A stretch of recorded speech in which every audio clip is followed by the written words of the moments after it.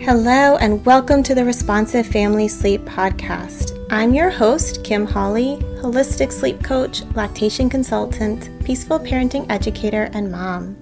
If you've ever felt overwhelmed by all the conflicting sleep info, frustrated with sleep information that just plain felt wrong, or searched desperately for a truly gentle and responsive sleep approach, then you are in the right place. In each episode, we'll be answering your most pressing baby and toddler sleep questions, busting those sleep myths, and helping you understand truly developmental, biologically normal baby and toddler sleep, plus encouraging you to trust your intuition along the way. Let's get started. Hello, and welcome back to the podcast. This week, we are going to be talking about bed sharing. Haven't really specifically talked about that in quite some time. And the idea here is bed sharing a bad habit, right? Or if I bed share with my baby or toddler to get more sleep, am I somehow going to create a situation that I can't get out of, right? I hear this all the time from parents in the middle of sleep regressions, really tricky times with sleep. Sick kiddos, right? Times where sleep is just off the walls, whether it's developmentally related, big life changes related, sickness related, discomfort for whatever other reason related. And bed sharing does get them more sleep, but they're worried about transitioning away from it and whether they're creating a situation they can't get out of. And this is generally from families whose little ones have been doing okay separate sleeping, right? They have been doing okay in the crib because, frankly, for the families whose little one hasn't been doing okay in the crib, then we're not worried about giving up anything that's working, right? It's only the families where the crib or, it's almost always the crib that I hear this from. The crib was working, or their separate space sleeping was working, that this fear seems stronger. Though probably, that's not an exclusive setup. Anyway, back on track. So, is bed sharing this bad habit that you're going to not be able to get out of? The other time I tend to hear this fear brought up is with parents, often in my newborn sleep class with either pregnant or with really little babies, or in clients with younger babies, and they have a friend or family member who has bed shared for a long time, measured in years, and they see it as this terrible, horrible situation that they want to make sure they don't end up doing. And so if we use this tool, am I going to be bed sharing forever? Is it going to be this bad habit? So I think we have a lot of anxiety wrapped up in this idea of bed sharing being bad or being something that we can't work away from. And that prevents us from potentially using a tool that gets us a lot of sleep in the now. And so before we go into that a bit more, I just want to remind you that I do have an episode all about bed sharing safety, right? Because for parents of babies, there are some important safety things to consider if you're going to bed share, and I'll link that in the show notes. And then I do have an episode on sort of beyond the safety pieces with bed sharing with Tiffany from Co-Sleepy, and I'll link that in the show notes too, so that you have those resources if you want to take a listen. So assuming that bed sharing is safe and we're doing it safely, it can be a wonderful tool, right? And this idea of bad habits is so problematic because often what we're labeling bad habits is simply nurturing, right? It is normal human behavior. It is a need that was already there that we are meeting in a way that society tells us is wrong. But it wasn't a need we were creating, right? It was a need that was already present and that baby now knows you will meet, as opposed to a need that we are not meeting. Obviously, your baby's temperament or your toddler's temperament makes a huge difference here. Some littles need more touch, right? Fundamentally, some children need more touch and more contact and more closeness with sleep than others. There are some babies and toddlers that don't sleep well, bed sharing, right? It's not a universally helpful tool, but it is an overwhelmingly helpful tool for the majority of families from the baby perspective. If you fall into the minority who don't find it helpful, that's okay. There's nothing wrong with you. There's nothing wrong with your baby. Sometimes it's not helpful from the parent side of things, right? We don't want to give absolute statements, but it's helpful for a lot of families. And we're meeting that need. We are social sleepers, right? Humans are social sleepers. Sleeping separate is a modern Western concept. It's not something that we are inherently biologically meant to do. And it's only something that we've done since we've had the resources and space to have a home that's big enough to have separate rooms and separate beds for most people in a family. And that's really recent in the grand scheme of things, right? So around the world and throughout the vast majority, overwhelmingly majority of human history, we have slept with other people in the same bed throughout our lifespan. And so it is kind of weird, like from that biological perspective to sleep separate by yourself. And of course, we get used to what we get used to. So bed sharing can be hard for parents. It can be hard for babies who do better with separate sleep. But if it's a tool that works for you, then when sleep is really, really challenging and it's not a time to make any changes that can improve sleep, because sometimes it's not the time for changes. Sometimes it's the time to hold steady and protect sleep. Or if you have a baby that is wakeful for, reasons outside of your control, that we can't seem to quite put our finger on yet, then bed sharing for part of the night can get you a lot of sleep, when it works. Or it can minimize your energy. Even if it's not getting you longer sleep stretches, it can minimize your energy. So like backing that up, there are two ways that can be helpful, right? One is babies waking a lot when they're sleeping separate from you, put them in your bed, and they're suddenly sleeping longer stretches, right? I see that a lot.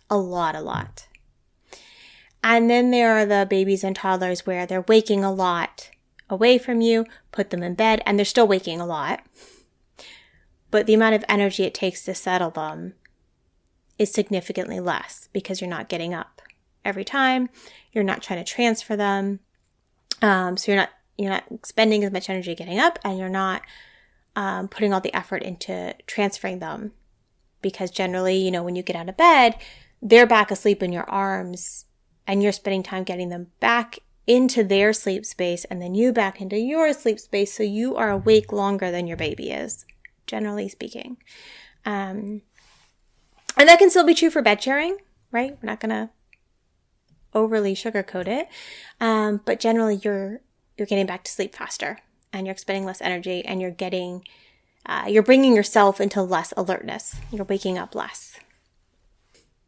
You are less fully awake because you're not getting up and moving around. So bed sharing can be a really lovely tool. It makes responding to baby easier, and it can save you a lot of energy, and it can even get you longer sleep stretches. And so then this bad habit piece, right? Except that it is a normal human behavior. And again, it's how we've slept through most of human history, and it's how we have and still do sleep around the world. So it can't be bad because it's human, right? It's really normal. But what about this idea that we'll get stuck in this pattern that we can't escape from, even if it's not a bad pattern, right? Like baby knows that they can get their needs met in this way, and babies are smart. And so this idea that it is hard to move away from bed sharing once you do it. And sometimes I think there's some validity here, right? Some babies transition really easily in and out of the adult bed, and it doesn't seem to be an issue, right? Some babies and toddlers, for short periods of time, it's not a big deal. Others maybe struggle a bit more. And so we can think about splitting the night, or not bed sharing every night if that's a big concern. But even still, if you full on lean into bed sharing because it gets you more sleep now and it makes your life easier now, and when getting more sleep is the priority, then we need to prioritize tools that get you more sleep, right? And I think that we forget that sometimes. Like independent sleep, separate sleep, does not always, or sometimes even often, get us more sleep. So if the priority is getting more sleep and bed sharing gets you more sleep, then using bed sharing makes sense. And if you do, and you get stuck in that pattern, then you can move away from it. Just because you feel like you're stuck there doesn't mean you will always be there. And I like to think of these things like we're going to put some energy out at some point, no matter what, right? So we can put a lot of energy into struggling and not getting sleep right now. And that will continue for who knows how long. Or we can use the tool that works now and see how it plays out. And it could play out and not create any long-term patterns that we need to move away from. And just organically, we stop bed sharing. Organically, we move back to the crib or the floor bed or whatever. And that happens. And you just don't hear about it very much because people don't talk about it, right? There's no big struggle there. So it's not very interesting to talk about. Especially because we don't talk about bed sharing very much as it is. Or you bed share, you get more rest now, and then you do have trouble moving away from it. And maybe you go, oh, this isn't the right time. This tool is still working for us. So you bed share some longer. And then you say, oh, I'm actually really ready to move away from it. And if it's not happening easily then you reach out and get support from someone like me, or another sleep coach that has a lot of experience working with bed sharing families. Because just like anything else, there are a lot of tips and strategies that can help you through that transition. So I think that's a piece too, knowing that there's always new opportunities to make changes, and it's okay if you need some support to get through that transition, right? I love working with bed sharing families, whether they are wanting to continue bed sharing or they are wanting to work away from bed sharing, right? I love it.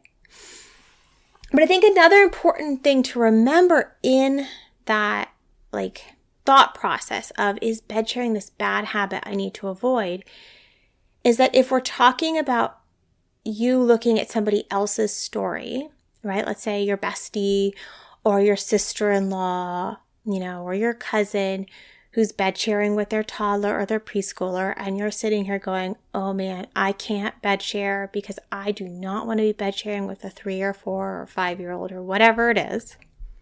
I think you need to remember that that's not your story, right? That's your child is not their child. You're probably not privy to all the information. You don't know if they actually really want to keep doing it, and you're just hearing the little bits of grumping that are normal when you want to do something, but it's sometimes hard and inconvenient.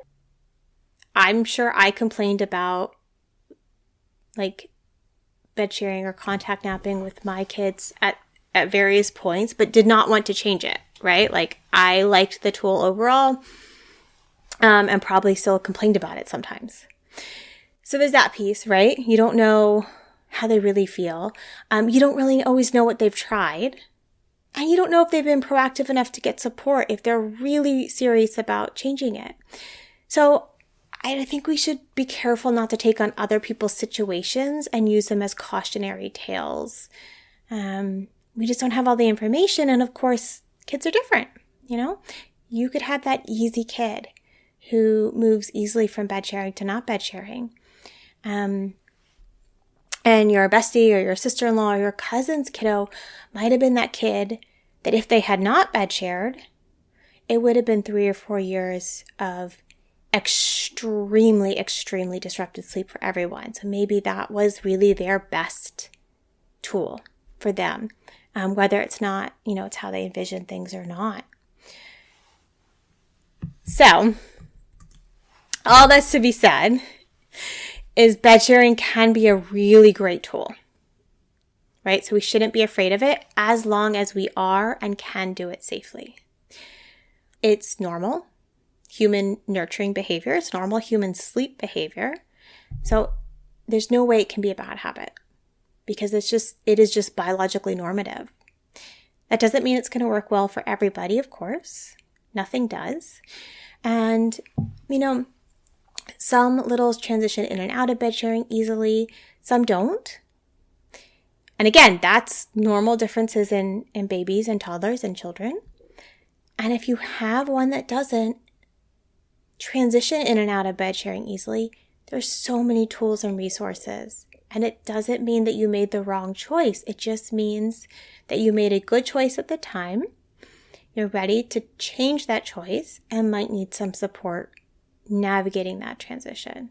So I think we put a lot of pressure on ourselves. We put a lot of pressure and scapegoating on bed sharing because it's not seen as culturally normative. And it just makes these decisions so much harder and full of so much more stress and anxiety and just seem so much bigger than they are. Because fundamentally, we want our littles to know they can come to us in the night if they have problems. Like as they grow older, that's what most parents want to cultivate. Sleep is safe. I am here for you no matter what. And not have these big, strict, arbitrary barriers. And then we get all these crazy sleep messages around baby and toddler sleep that just get in the way of some of those really simple truths. So I hope that gives you some food for thought, and maybe makes the idea of using contact sleep or bed sharing as a tool seem a little less scary and as something you can work in if it works for you, and if and when it makes sense. Thank you for joining me today. I hope this episode left you feeling more informed, confident, and encouraged on your sleep journey. And just a reminder before you go that nothing in this episode is individualized to your specific sleep situation, nor is it to be taken as medical advice.